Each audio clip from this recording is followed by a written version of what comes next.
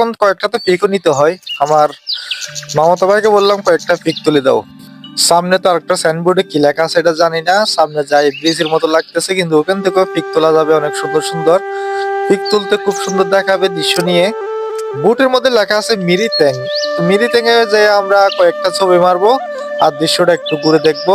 আমরা এখনো নিচে পড়ে আছি, কখন যে উপরে উঠবো ওটাই হচ্ছে না।